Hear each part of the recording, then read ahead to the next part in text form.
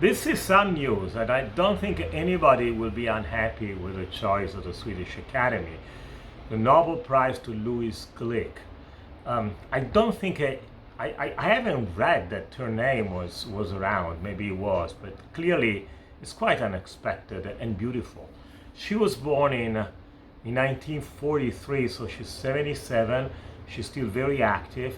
Her complete poetry came out like 5 or 6 years ago, and there is a new collection of last year, I think. She published her first book in 1968. It was called Firstborn, and it was kind of confessional poetry, the poetry of Robert Lowell and Sylvia Plath that was in the air then. But then her voice sort of changed.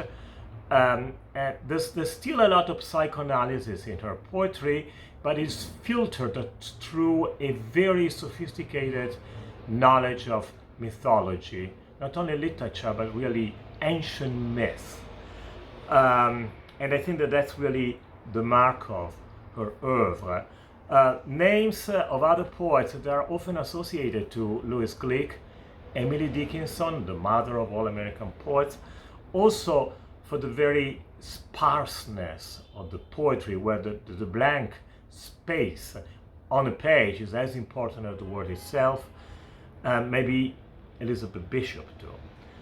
In Italy, she's not that well known, which is bad news, but also good news, because we have to discover a poet who we haven't read yet. There are two translations. One is out of print, I think. The White Iris was translated in 2003, and then last year there was this edition of Averno, her Napolitan and kind of poem book. And I know that something came out in magazines as well. If I can wrap this up, this brief notice up, I'd like to read you the first poem of Averno. Gives you a sense of the kind of nature poetry, mythological poetry, and metaphysical poetry that she can write. It's called The Night Migrations. This is the moment when you see again the red berries of the mountain ash, and in the dark sky the birds' night migrations. It grieves me to think the dead won't see them. These things we depend on, they disappear. What will the soul do for solace then? I tell myself maybe it won't need these pleasures anymore.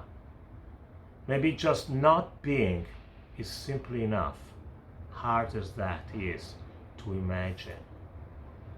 Not being is simply enough, hard as that is to imagine. This is a kind of poetry that can use the word soul, and it's the poetry which imagines for us what is difficult.